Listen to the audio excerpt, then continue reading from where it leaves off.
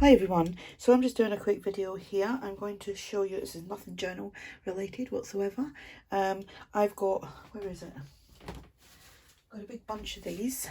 I'm going to dry them, press them and dry them. Dry them, press them, just press them, okay? But I'm doing it a quick method. I've watched lots of videos, it's not my idea. I've literally watched loads of videos today. I'm actually going to be using these for some resin jewellery that I am making. Because I've been asked to do stuff for a friend for a wedding, and I was going to do it. So first of all, I've got this sheet, which is, it's just a real cotton sheet, and it's layered over, so you want a protective surface. Then this is some wax, no, it's not wax paper, it's this non-stick baking paper, and it's 24 sheets. I got that from B&M here in the UK, and it's the Baker Foil one, which is a good brand. I can't remember how much it was, but it's good. So I've just cut them in half. That was actually one. This is actually one baking sheet. To be quite honest, I could probably do that, and because I don't need that full sheet. I'll put that back. Make sure I don't put it back in the box, because I've already used this to do a little test run. Or bake cookies or something, and a little taste of flowers. Flowers that I'm using is gypsophilia, gypsum. Is it baby's breath? Is that another name for them? Oh, should know this. I have done floristry. Right, so I'm just gonna put this down. You could do it on an ironing board if you wish. What have we done with the ones that I've done? Oh, right, there we go. They're the ones that I've already flattened. And I'm going to leave them. What I'm going to do, once I've done all them, I'm actually just still going to put them in a book and leave them just overnight, 24 hours, once I've done them all. But rather than having to leave them for like a week, I have got a flower press somewhere that I got off of a reuse group here in my local town. And I think it's still in my craft shed. I haven't been in my craft shed for well over a year now. So you need an iron, okay? You can dry... you can press flowers many ways, okay? Microwave, in the books, but flower presses, you know, and just like weighting them down in the books. So I'm just gonna I think that's two lots all intertwined, okay, and just kind of set them where you want them. I'm just doing a small batch at a time, and then I'm just going to put, obviously I've got my layer of baking paper. You don't need to use kitchen paper, but I am. Sandwich them in between the baking paper. I just press them down a little bit. Now with this baking paper, I did notice the bumpy side, you've got to have that up for the iron to go over it. This is my old iron. It's kind of on in between medium. I don't even know if you can see that, but it's in between medium and the high. There's no water in it, so there's no steam coming out, and then you just gently, for a couple of seconds, and off, and then just check it. You might have to do this several times, but yep, that seems to be okay, because you don't want to put too much heat and then they scorch. Because I've seen the microwave method, I've seen you really got to watch that, as in like, you know, put it on for a minute, you got to weigh it down in the microwave, and then you might have to do it in like 5-10 seconds at a time to completely dry them out. So you can kind of feel, like, I know that there's a lot of moisture still in that. So I'm just going to, my cat's out there. She hates me having to shut this door, and when I'm doing, because she just wanders across the table and she gets on my nerves at times, but she's lovely. But yeah, don't do it down too much, you know, because we don't want to scorch them. And yeah, I may actually, I'm going to have some of these left over, so I may put them, like when I do the jewellery with it, I'm doing chains and earrings. I will list, I bought more bezels and stuff that I needed. Is that what they're called? Bezels. And I've got all the chains and everything, and the connectors, and yeah, I know I haven't put that on there, but just a little bit of more heat. Now you don't have to do a few at a time like I've just done. You could set out loads and do it that way. So just going to move them. Pardon me, I've just had lunch as well. let's see, we'll just put some more down. But this is just a really quick way to do it.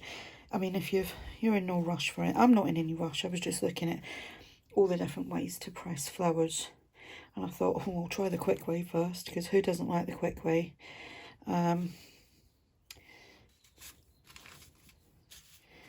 Let's see.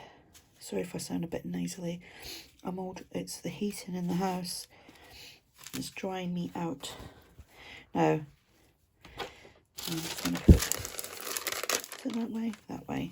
The bumpy side up.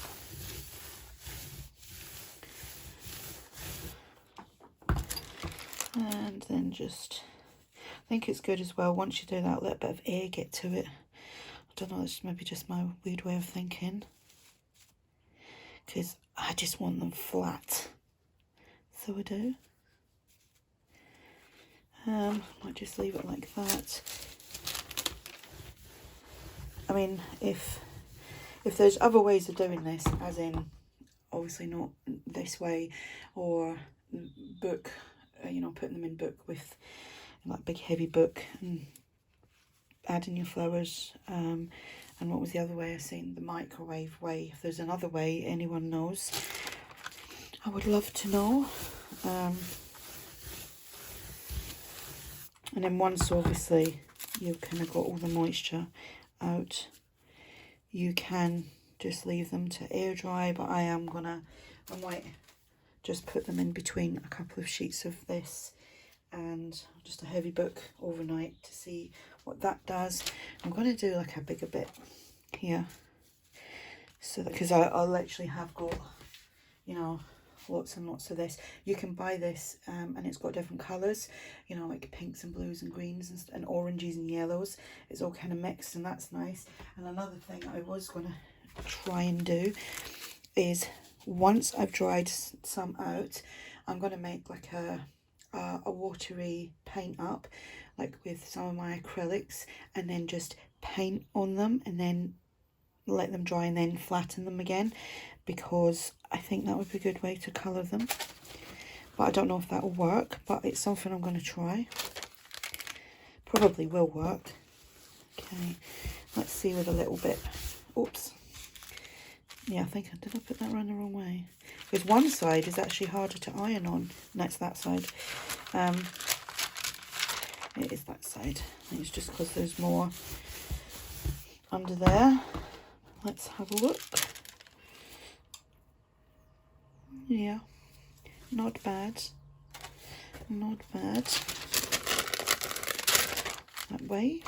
So yeah, that is, I just thought I'd do a little video on that, because some people might want a quick version of doing it, and also you can incorporate this into your crafting as well, with maybe little clusters and things. You could, I don't know if there's a way to seal them, you know, once they're dry. There probably is. Again, if anybody knows that method, tell me.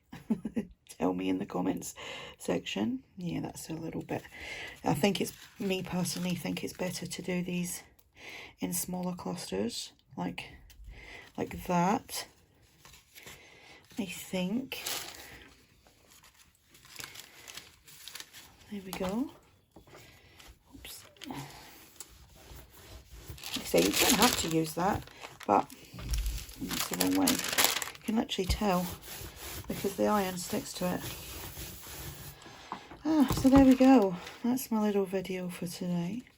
Haven't actually been crafting that much this last week. I've had such a busy couple of weeks. But yeah, got a journal nearly finished. Been working on that for about a week.